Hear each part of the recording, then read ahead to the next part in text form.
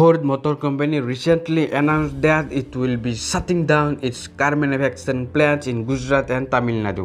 लेकिन उन लोगों ने ये वादा किया है कि वो लोग गाड़ियों की जो स्पेयर पार्ट्स और जो कस्टमर सर्विस होता है वो ग्राहकों को देता रहेगा। और ये 100% कॉन्फर्म है कि फोर्ड इंडिया भारत को छोड़ने वाला है। लेकिन क्यों?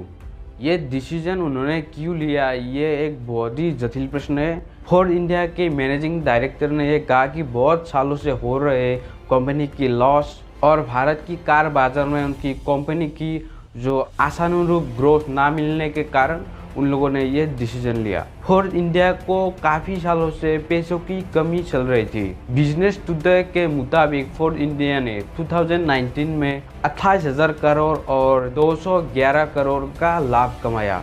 आप सोच रहे होंगे कि ये तो कोई बुरा न्यूज़ नहीं है, लेकिन असली खेल शुरू हुआ 2020 में, जब उनकी जो लाभ है वो घटकर सिर्फ 2,000 करोड़ ही रह गया। कंपनी को 5,400 करोड़ की नुकसान हुआ। कुल मिलाकर कंपनी ने भारतीय बाजार में अपने पैर पसारने के कोशिश में $2 बिलियन का नुकसान कराया, जो किसी भी कंपनी के लिए एक भयानक आंकड़ा है। पिछले 7-8 सालों से भारतीय बाजार में भारतीय जो कार मैन्युफैक्चरिंग कंपनी है वो बहुत ज़्यादा कोशिश कर रहा है, लेकिन उन लोगों को जो बिजनेस में जो लाभ था वो नहीं हो रहा था।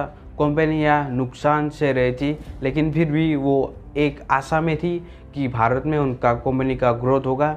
लेकिन हर कोई इस बिजनेस में नहीं टिक सकता। हाँ, कोई कंपनी ने सब पर फार्क इनकम कमाया, लेकिन कोई डूब भी गया। एक समय ऐसा भी था कि जब फोर्ड इंडिया ने 90,000 से भी ज़्यादा इको स्पोर्ट गाड़ी को वो भारत से बाहर निर्यात करता था, जो कि घरेलू बिक्री से लगभग 2 गुना ज़्यादा बिक्री हो रही थी। और इसीलिए ही भारत में फोर्ड ने दूसरा मैन्युफैक्चरिंग हब तमिलनाडु और गुजरात मिलाकर उन्होंने 2 स्थापित किया। फोर्ड की नुकसान में कोविड का भी एक बहुत ही बड़ा हाथ है। डीलर्स ओनर ये मानते हैं कि फोर्ड को भारतीय बाजार के बारे में बहुत ही कम नॉलेज थी। फोर्ड भारतीय बाजार में लोगों को क्या चाहिए थी, उन्होंने उसके बारे में कभी ध्यान नहीं दिया। वो अमेरिका की मॉडल में चलने की कोशिश कर रहा था, और ये एक बहुत ही बड़ा कारण है कि फोर्ड भारत में टिक नहीं सका। इको स्पोर्ट और एंडेवियर जैसे एसयूवी को छोड़कर फोर्ड के पास ऐसी कोई भी गाड़ी नहीं थी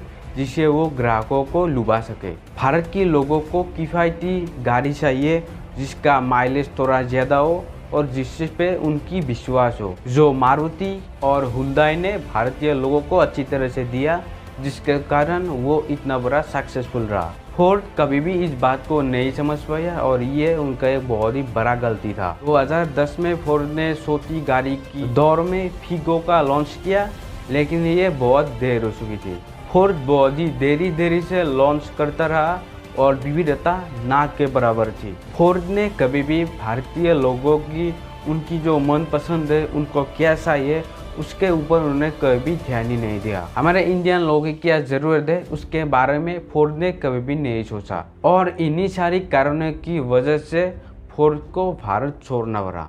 सब्सक्राइब जरूर कीजिएगा।